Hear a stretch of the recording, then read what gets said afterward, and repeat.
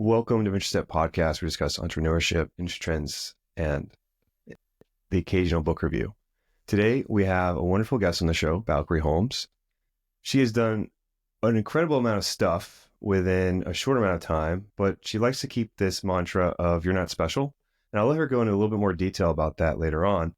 But I just want to give a highlight of some of the things that she's worked on. So one project was related to this hive mind drone application for fire suppression that used vortex cannons. And what that really means is she used drones to detect if there was a pending wildfire, go to those areas that might be have a high likelihood of a fire. And then from there, map out with the drones the approach and shoot high velocity air at the fire to either change the direction or slow the path, or if it's small enough or caught early enough, the idea was to completely suppress the fire to be extinguished. And then from there, she's transitioned over to building her own company related to wildfire and climate change, and that is called Fora. And that's what we're here to talk about today. But Valkyrie is an interesting individual and someone who is a 776 fellow, which is a foundation or venture capitalist fund that funds young folks that seem to be what we would call cracked.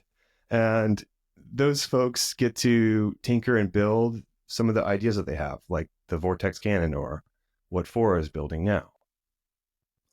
So I just want to give Valkyrie a chance to talk a little bit about herself before we get into the episode and what is Fora from her own perspective.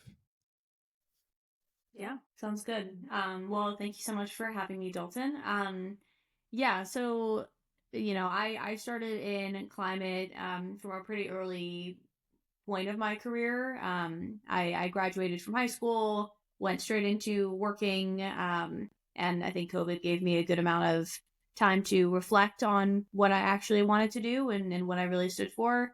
And what I realized was, okay, at the end of the day, I want to be working in interesting spaces with interesting people, typically in spaces that most would consider boring, because a lot of society runs on these community organizations and these like local initiatives that ripple out into federal government and all these different areas. So it was always really interesting to me from the climate perspective that people would talk about reducing risk and building these things that had connecting pieces, and then they just wouldn't do it.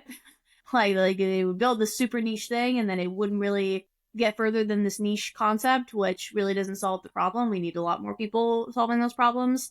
And so from an early age, I think I focused a lot on this idea that no one is special, but that means that everyone has something in common with another person.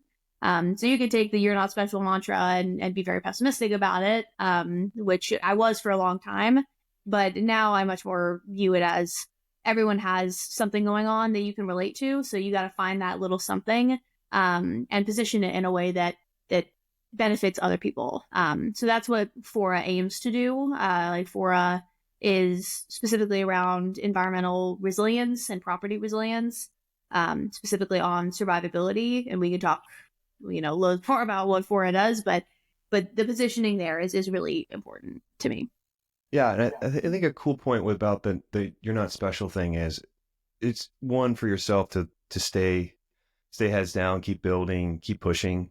The other piece is for other people that are looking at like your rap sheet, like doing that, all of these things before 21. They look at what you've done in a short amount of time. They're like, oh wow, like that's the reason why I haven't done what I want to do. Like these kind of people are out and about in the wild, and this is who I'm competing against. But really it's you're not special. Like everyone has the opportunity to execute, and it is if you have the right opportunities, you either make them through either luck, perseverance, a multitude of suffering and other variables, or you can take it the other view where it's like, okay, well, I guess I never had a chance in the first place, Yeah. So that obviously you want to have the better outlook, but it also is a good point of view for other people looking externally to others and comparing. You're not supposed to really compare yourself to other people but people just do it innately. But the view that no one is special allows the outlook that, hey, I can do this too. My idea that I have that I think is important or something that I want to do is doable, because at the end of the day, no one is inherently special. It's just executing at the end of the day and being persistent, right? Yeah, for sure. I think that I truly believe that the majority of people can do something crazy in their lifetimes. And most people would say running a startup or doing anything that I've done is crazy. But I think it's just about like being in love with the problem, and finding a solution that fits. But it could be just something that's like something that you want to do. I always have this mentality of, like just kind of this like, why not idea, but more specifically, when I'm thinking about doing something, it's separating it from a good amount of emotion, especially if it's something that you might not want to do. So we can use a classic example of, I really love to work out, but there are some days where I just like really don't want to. But if I separate the idea that working out is going to be painful or boring or whatever, it makes it a lot easier to just be like, okay, well, this has to be done. Well, I have to do this. So separating, like making it more of like a neutral activity because it's something that has to be done. I use that in our company all the time. Like, I don't necessarily want to be reaching out to people and doing lead gen and like all these like more boring administrative tasks that come with every startup. But if it has to be done, it has to be done. So as much as I can, trying to remove myself from the fact that this is something I don't want to do, I think I found that very helpful. Yeah, that's an excellent point, simply because people will talk about startups saying, oh, or just any general idea. They're like, oh, well, I don't know if it's the idea that I want. Like, it's not my idea. It's not the idea that really drives me, but really just got to get started, and getting started and getting things done. Then you can figure out the rest later. But like, there's this whole notion about, I can't do a startup because like I don't have the idea, like my perfect idea. Well, there is no perfect idea. Like 50% of startups, like within like Y Combinator, they pivot to a new idea in the incubation period. And so consistently, people don't have the perfect idea. It's just getting started. But also, just because you're not necessarily interested in the idea doesn't mean that it's not different if you had the perfect idea on anything that you're doing. Like, there's still stuff that you're not going to want to do, that you're not interested in, and that it just needs to get done either in your personal life or businesses or relationships. Like, it's just stuff that life throws at you that may or may not be your favorite, but it still needs to get done no matter what you do. So that's I think that's an excellent point where you're removing removing your emotions of priority tasks that you don't want to do, but it doesn't really matter if you want to do it or not. You just execute. Yeah, exactly. And anyone could take that. I mean, you don't have to be a founder. You don't have to be some kind of CEO or executive. Like, that could be a takeaway for anyone, regardless of their role in a corporate life or what they like to do. Yeah.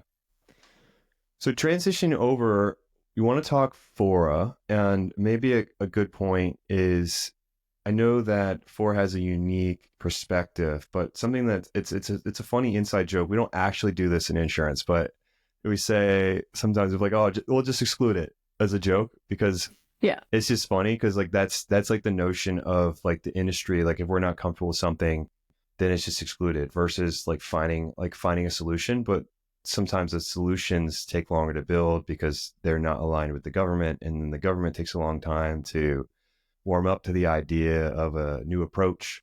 And Fora is a new approach. So I would like you to maybe talk about like how Fora is a little different from other applications of wildfire discovery or defensible space. And I would say our audience is probably pretty technical, but not knowledgeable in insurance. So just like things like, okay, like the satellite view and the other nuances. I mean, I'm sure you've done this before, but just throwing that out there. Yeah. No, yeah. So as kind of like a primer, when an insurance company is looking at property risk specifically, they're using a ton of tools and a ton of internal data to make a decision about first, whether or not they want to actually insure this property, and then second, whether or not they want to price it in a specific threshold.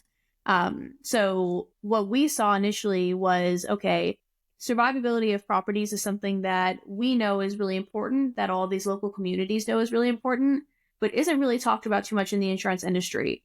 And the reason for that is because we haven't needed to. We really haven't needed to focus on whether or not a property we're insuring is still going to be standing there in the next 5 to 10 years. So with that in mind, we started thinking along the lines of, okay, what are insurance companies currently using? Insurance companies right now are using traditional climate models. And those models are essentially saying, for this property, this is the likelihood that a disaster will happen in this area. And that's really important. That's worked for a really long time in terms of including business and excluding business or pricing appropriately. And we've had to change a lot of things around climate as it became more of an issue. But now we need this extra level of granularity, because what we realized was we're using these climate models, we're using all this property data. We know generally what properties look like, and yet we're still losing billions and billions of dollars every year when a disaster hits. So that gap has been something very interesting to us for a long time. And what we kind of realized was it all comes down to quantifying property risk. If from our perspective, we took the approach of quantifying resilience, aka survivability of a property. So what we do on that front is essentially we work with traditional climate models, and we built our own survivability models for any given property in the US. So we can say, okay, send us an address. You know this property is high risk based off of your traditional climate vendors. We will tell you whether or not this property will actually survive a disaster if it does come in contact. So whereas before you would have to manually search through property characteristics, there are still companies using Google Street View and Zillow listings to underwrite properties to get a better look at the property.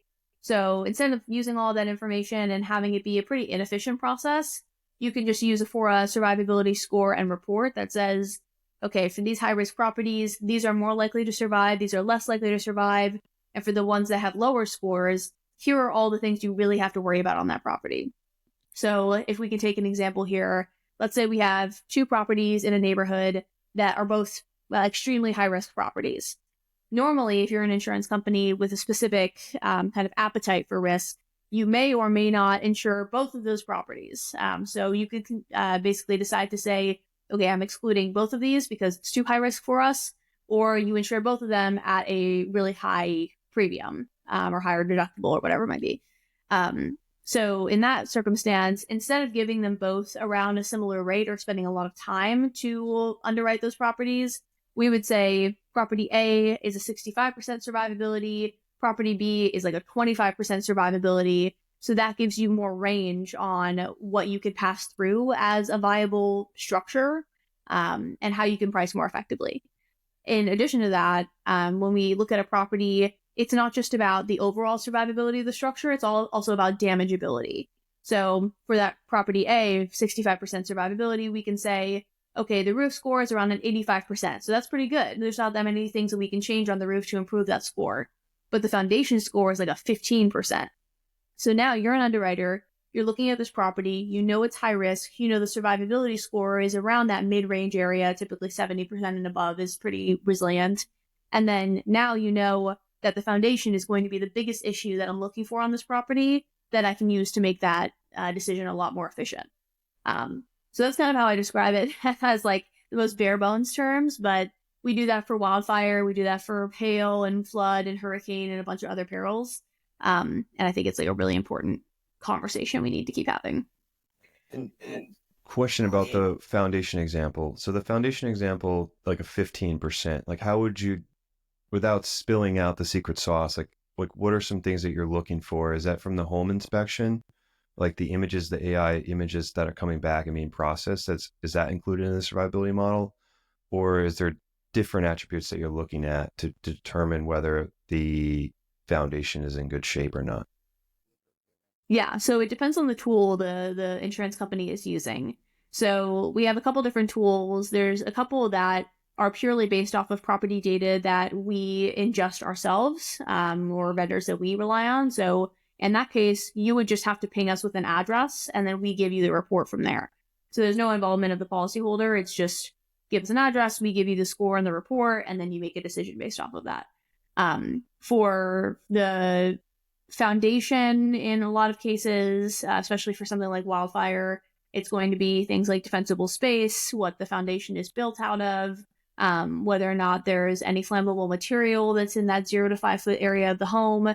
There are things that you can get from on-the-ground views that we have ingested over the last couple of years that you can't get from a traditional satellite and aerial vendor. So we're using on the ground and up in the air imagery to get the most holistic view of the property. But overall, that's kind of what we're most focused on, is the characteristics that are closest to that foundational score. And then you mentioned the inspection side. We have a digital assessment tool. So you as a policyholder get a text, it pops open on your device, and then you walk around your property and collect all the information we need to calculate a survivability score and the report. So that one involves more of the homeowner. And some people prefer to do that, some people don't. I think it's really important to let people know what their survivability is and if there's any mitigation activity they can do. But that's not up to me. That's up to Gary or what we're doing. Question about the boots on the ground thing. So I was just thinking in my head when you were describing that, I was like, delivery. I was thinking like delivery dudes or like Uber Eats, like they're just like snapping photos of the bushes, like, oh, the bushes are like 50 feet away from the house. And yeah, that from my, I just thought that was funny. Like, how are you? I guess is it similar to like like you would hire like a contractor to like go and look at these like neighborhoods to see what's going on? And one thing that we have, or not, let's say we, but like insurance in general, like you have these requirements of defensible space and these other nuances regarding fire or different perils. And the data that we're possibly doing an analysis on, or you're trying to underwrite on, is 5 years old. Like the images that you're getting from the satellite vendor might be a year old, or if there was recently just a large event, it might be 2 weeks, but a lot of times it's quite dated. And so what the environment looks like on the property is substantially different than like what you're underwriting to. And so it could either be in favor of the homeowner or out of favor. And I'm talking about homeowners insurance because the people listening to this call are probably more concerned with homeowners than they are with like some large corporation. Like, oh, wow, the corporation that owns $500 million worth of buildings is like having trouble getting insurance. Ooh. So I'm more or less emphasizing homeowners, but in that sense where people have these flow systems, because if you're outside of insurance, like homeowners is typically like, depending if it's high net worth, but if it's normal, like normal buildings for a homeowner, that's considered what is called flow. So it comes in, you read through the characteristics, and if things look a little wonky, then an underwriter would look at the account and they'll see if they want to put it in the book or not. But if you are trying to determine if you could write the property or not, and their data is old, then you're necessarily missing out maybe on good risk or risk that you don't want. And I think that's what you're trying to get at, is like, okay, like we've got updated data. This is what the property really looks like. Here's your actual risk versus what you expected it to be. And we actually think what you're saying about this property is untrue, because we've got updated data. I think it has defensible space here. And I think this is a good opportunity to pick up some premium here. Yeah. Yeah. I mean, it kind of goes a couple different ways. The first way that we originally emphasized more, but now is kind of secondary to the first instance, is the idea that you can find more business that you would have completely overlooked otherwise. So if you're just relying on a typical climate model and you get an extreme risk score on a property, for most people, depending on their risk appetite, depending on how many properties they want to have in a condensed space or how much high risk business they want, they would exclude those properties because it's not business that they think is going to be profitable for them in the long run. But if they actually factored in the structure information and didn't use only that as the initial filter, then they would see, oh, actually, there is quite a bit of business here that has mitigation work, that is less likely to burn down, that we find not only more profitable, but higher margin for us. So not only are you getting homeowners more insurance policies, like more insurance in areas they wouldn't have been able to find it, but now you have more profitable business that continues to renew year over year. So that's one piece of it. And then the second piece of it is kind of the reduction in losses. So for a while, my pitch was very much like, you can find more business in these areas that you overlooked previously. And while that does resonate, we take the example of like when the LA wildfires happened, no one's talking about all of the business that they found that did survive. Everyone's talking about the business that caused them to pay out billions of dollars in losses.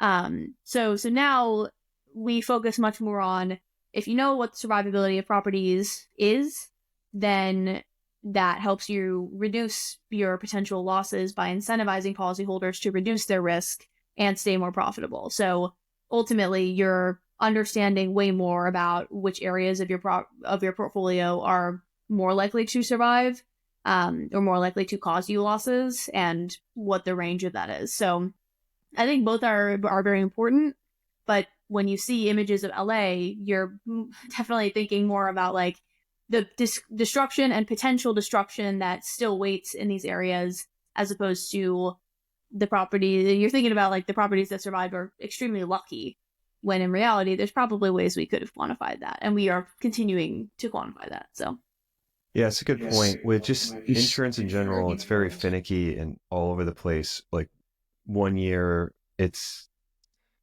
wildfires and finding the right place within the needle in the haystack to get the premium. And then people get burned. And then the next thing is, okay, like now we just got to make sure we understand our portfolio. Like, where is our risk? Like, well, what stuff do we need to get more reinsurance for? Like, what stuff do we have to shut the books? Like, everything kind of flows down from these recent events, and it changes people's mindsets. Like on a light switch, like it just completely alters, because a lot of these folks, not speaking of State Farm or like a very large homeowners company, but many homeowners companies, or insurance companies in general, they have reinsurance. So it's insurance on their insurance. And it's not that they aren't paying out money. Like I don't want it to be too confusing and technical, but basically all the risks that you're putting on the books, for the people listening, all the risks that you're putting on the books, insurance companies don't have enough capital. If there was a total loss of all the money, so say that you had $1 billion on your books, if everything was a total loss, $1 billion needs to get paid out. And there's certain requirements from the government, likely so, that like we know that you don't have that much cash on hand or liquid assets. Like you need to provide coverage for what would be like a 1 in 10,000 year event. And so the reason why they do reinsurance is because the events aren't that often, and typically people reinsure to the years 1 in 250, so a 250 year event.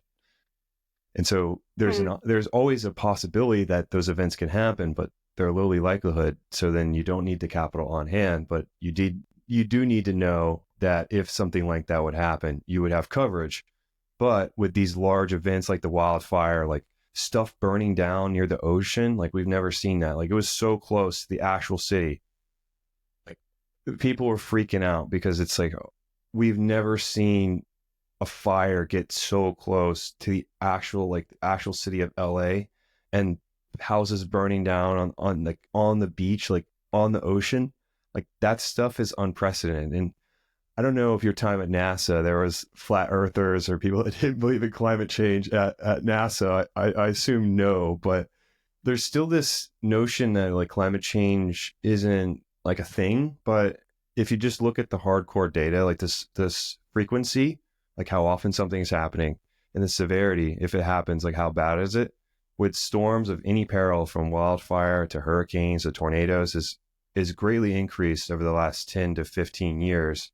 And it seems to be a steady trend increasing in the unfavorable mindset, not mindset, but offset of what we would want.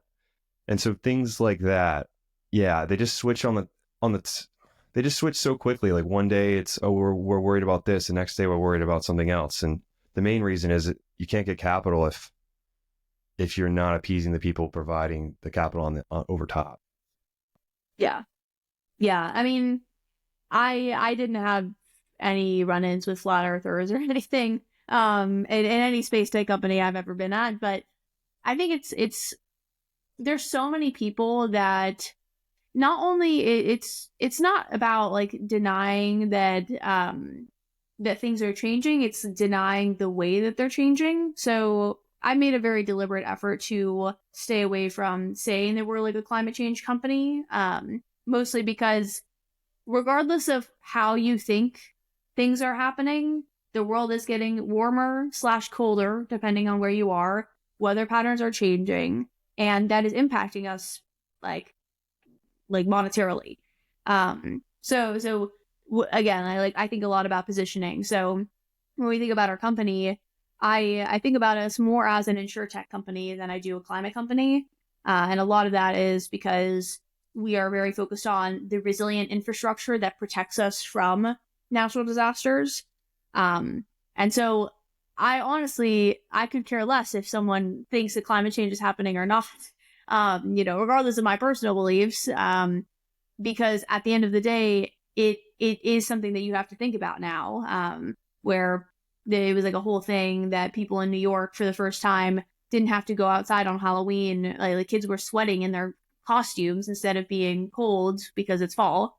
And then same thing with, I grew up in Las Vegas, and Vegas has gotten colder and hotter every single year.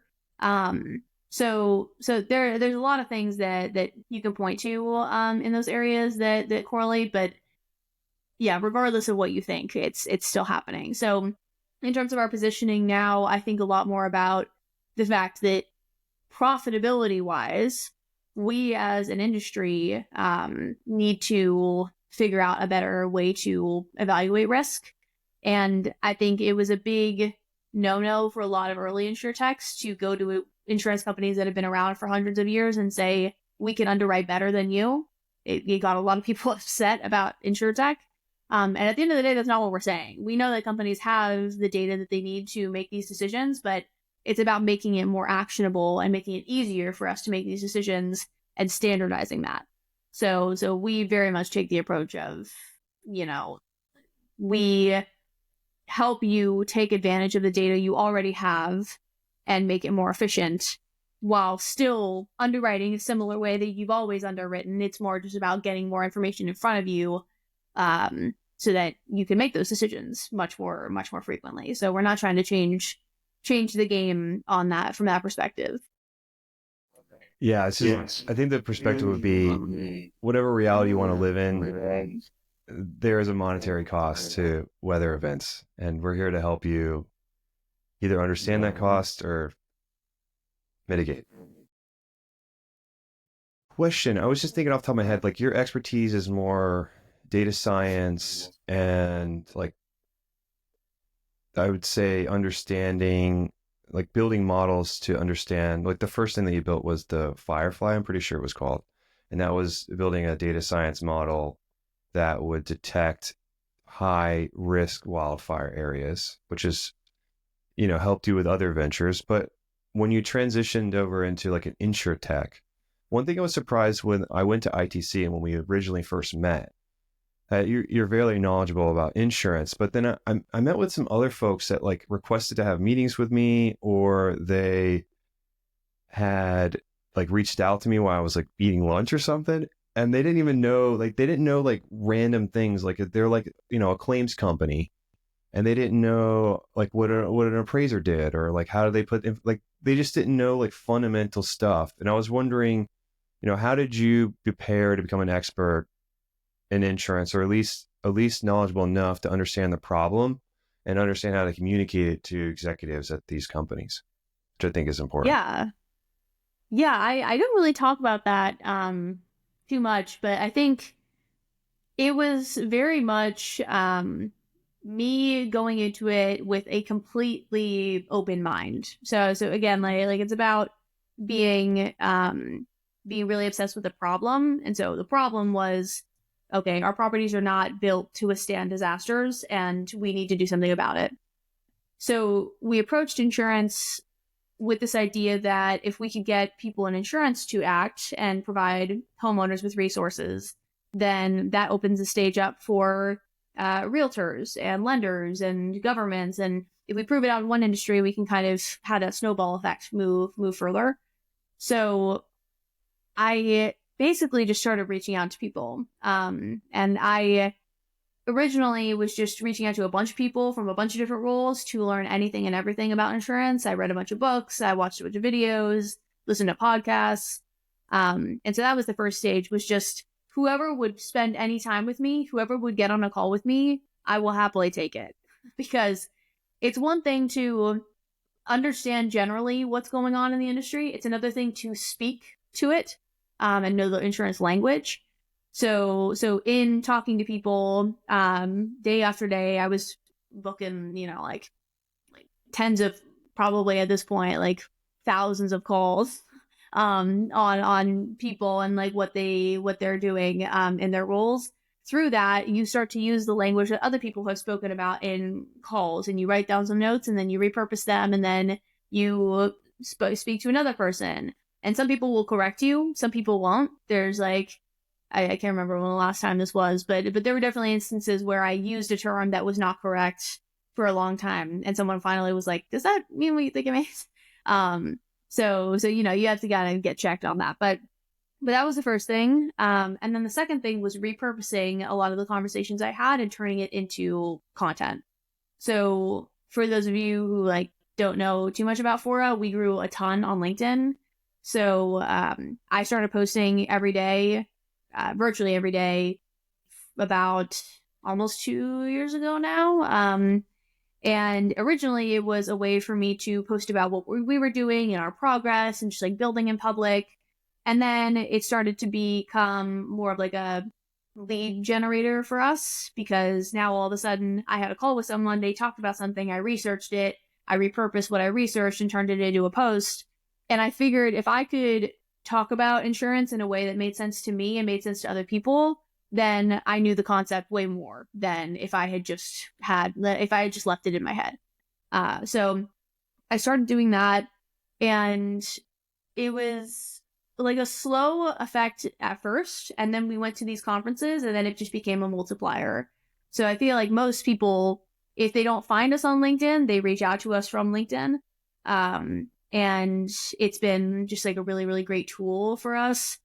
But that's a big part of how I learned about the insurance industry. And obviously going to conferences and having more of these like client conversations and everything, that also teaches you. But in the beginning, it was anyone that will book a call with me, I am down for that. And then anything that we talk about, I am going to try to condense into something that makes sense for the average person, not only just an insurance, like someone with insurance expertise. Yeah, no, I remember a story from like a startup that they founded like a gas company or gas card company for truck drivers, but they didn't know anything about trucking. So what they did was they just drove to the truck station and just started trying to talk to truckers. And like a lot of times when you're at that truck station, like you're trying to sleep, like you're just trying to relax. You're like, oh, like, can I ask you questions on like how your day is and like how your job goes? So I know it can be difficult and hard to get information from folks, and consistently doing it, once you get going, it starts to get easier, but to get going is difficult because then you don't have an environment to find everybody. But once you build out a somewhat of a network, then it kind of just does its own thing, network effects. In LinkedIn, yeah. I quite like your LinkedIn post because I think other folks will do like a build in public, but then they're building in public, but it's like everything is polished and it's filtered, and it's almost like they're reading off of screen. They're like, okay, well, hey, my name's Dalton, and I'm here to show you what I've worked on today. And like it's like almost like a legal document that they're discussing. Whereas your approach is more like, all right, like here's what's going on, like here's the fires, like why this is important, like what's going on in the industry with like related to climate, like here's recent events, like this is how we can help. And it's more personable and it's like down to earth. Like it's not like you have a suit on and you're you're at some desk and it's like the lighting is perfect. Like it's almost like you have it's almost like a selfie video, and then you're putting stuff on the screen, you're explaining papers or other things, whereas it doesn't seem like an ad, whereas it would if it wasn't. But it's a new term. Maybe you could be one of the first like TikTok company influencers, I guess. Like if or not TikTok, but LinkedIn is what I meant to say, because everyone has like an Instagram influencer or TikTok, but then there's like LinkedIn is like it's a new category where you can get a ton of leads. And that's actually how someone at my company had found you, was LinkedIn. And I guess you guys had connected prior, and then he introduced me to you at ITC and said that you were quite interesting and we should chat and maybe get on the episode. And here we are. So Yeah. things just work out. Wondering how, talking about building Fora, wondering how you repurposed your original brainchild, the Firefly, and like how you repurposed that to like help build a company like that deals with understanding weather risk, like catastrophic weather risk. And then I think your founder before that with Firefly was Jesse Pound, and then your new co-founder for Fora is Amanda Southworth, right? Mm-hmm. Yeah. Yeah. Perfect. So maybe talk a little bit about like your experience with the Firefly, and then what things like translated over, and then how it was to build a company like from scratch. Like you have to build the wildfire models. Like how does it all work? And then maybe a little bit about like Amanda and how the company's going, like how it's been successful and how you recently just did a funding round. Yeah. Yeah, no. Yeah, I mean, I've been in wildfire for quite a long time now. And just like general natural disaster risk. But the first company that I ever started was, a company with my good friend Jesse, who's now like one of my best friends. And we had done a project back in school that was specifically focused on wildfire risk, specifically like on drone technology. So when you first, at least, at this point, it's like 5 or 6 years ago now, but when you first looked into wildfire as someone that had no expertise in wildfire, my first inclination was, okay, there's a bunch of funding that's dedicated to this. Governments are dedicated to this. I don't see why this is a big deal. And then you start to look into it and you're like, oh, wow, we actually have a lot of work to do. And this is not going to be solved anytime soon. So we really need to get our stuff together. So we dove into it originally with a suppression based idea, because suppression really hasn't changed too much all in the last, 50 or so years. There really hasn't been too much movement. It's all relatively similar water suppression. And now there's a couple companies that are doing things differently, but at the time it was like a very, very new thing. FireTech was a very new thing. So we approached it from this idea that, okay, we have to keep people out of harm's way. So how do we reduce the risk for frontline workers? And then how do we improve the current methods? And what we found was if we use drones equipped with these things called vortex cannons, that minimizes the amount of water we need to use, because it's just using the outside atmosphere and blowing it into the fire. Now that takes people out of harm's way because drones are now in place there. And it is a lot more beneficial for the fire because we're using it as an alternative method of containment. So building that was really interesting. We worked with another company that doesn't exist anymore, but they were building some of like the drone manufacturing parts and had gotten going from a couple different like research projects. And then we slowly realized that suppression isn't really, there's a lot of people focusing on suppression and not very many people focusing on mitigation. So a big part of me kind of hopping off of that was the fact that it wasn't really solving the root cause of our issue. Again, like talking about the fact that there's like connecting pieces inside of it. There was not many connecting pieces inside of that. So moving into Fora, I actually found my co-founder on a wildfire subreddit. So I was posting about what I wanted to do, and she responded to me, and she was training to be a wildfire EMT at the time, was just about to start the program. and I roped her back into tech.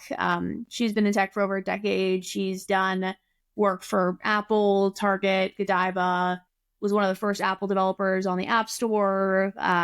Just like very, very cool, knowledgeable co-founder that cares a lot about any problem that she's working on. And it kind of lined up for me when we had our first conversation. We sketched out the first MVP of the product, and then just kept building from there, and incorporated before we ever actually met each other, which I don't know if I'd recommend that to everyone, but we got the vibes. We got it all worked out.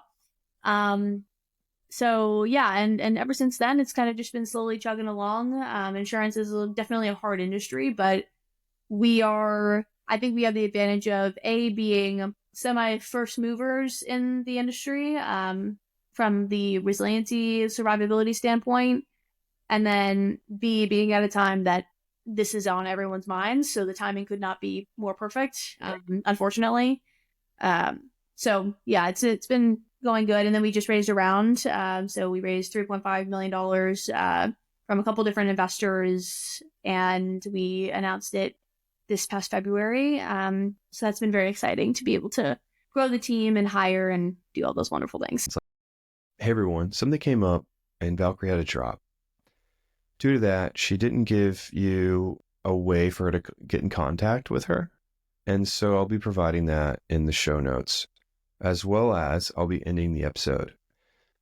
I hope that wherever you are in this world, you have a good day, good afternoon, good evening, and thank you for listening. Hope you listen in next week. Thank you.